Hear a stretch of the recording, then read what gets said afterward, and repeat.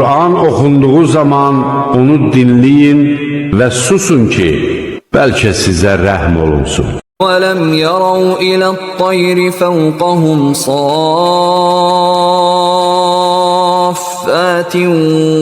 وَيَقْبِضْنَ مَا يُمْسِكُهُنَّ إِلَّا الرَّحْمَنُ إِنَّهُ بِكُلِّ شَيْءٍ بَصِيرٌ. Məyər onlar başları üzərində dəstə-dəstə pərvazlanıb uçan, hərdən də qanadlarını yığan quşları görmürlərmi? Onları havada ancaq mərhəmətli Allah saxlayır. Şübhəsiz ki, O hər şeyi görür.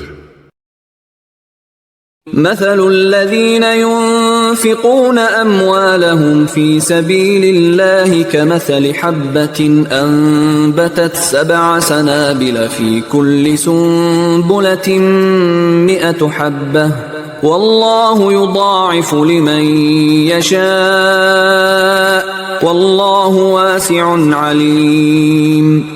الذين ينفقون أموالهم في سبيل الله ثم لا يتبعون ما أنفقوا منا ولا أذى لهم أجرهم عند ربهم ولا خوف عليهم ولا هم يحزنون.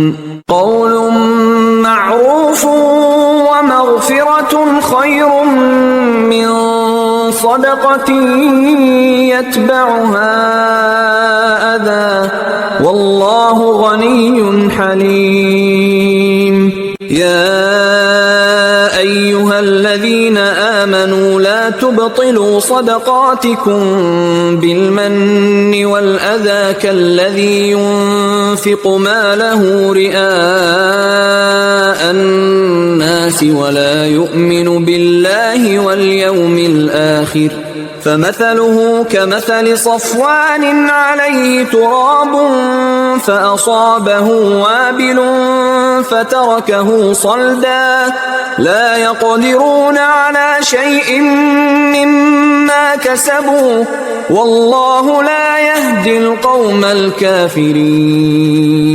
ومثل الذين ينفقون أموالهم ابتغاء مرضات الله وتثبيتا من أنفسهم كمثل جنة بربوة أصابها وابل فآتت أكلها ضعفين فإن لم يصبها وابل فطل والله بما تعملون بصير.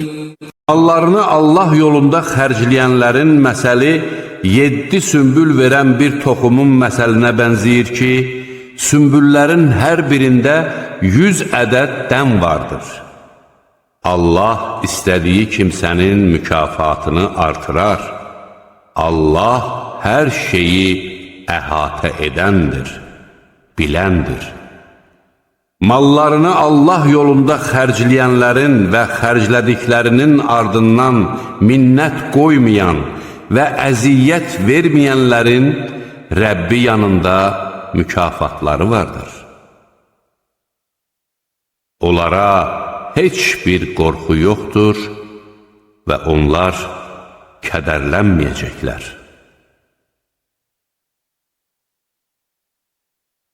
Xoş söz demək və xətaları bağışlamaq minnətlə verilən sədəqədən daha yaxşıdır. Allah zəngindir, həlimdir. Ey iman gətirənlər! Sədəqələrinizi özünü cəmaata göstərmək məqsədi ilə xərcləyən, Allaha və axirət gününə inanmayan şəxs kimi minnət qoymaqla və əziyyət verməklə puç etməyin. Bunun məsəli üzərində torpaq olan hamar qayanın məsəlinə bənzəyir ki, şiddətli yağış yağıb, onu çılpaq hala salmışdır.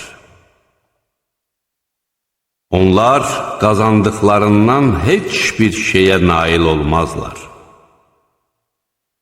Allah kafir xalqı doğru yola yönəltməz.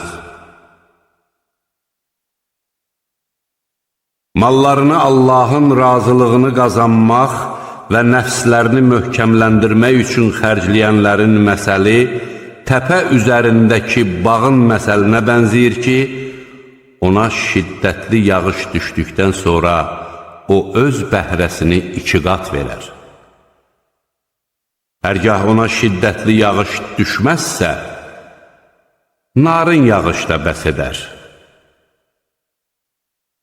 Allah sizin nə etdiklərinizi görür.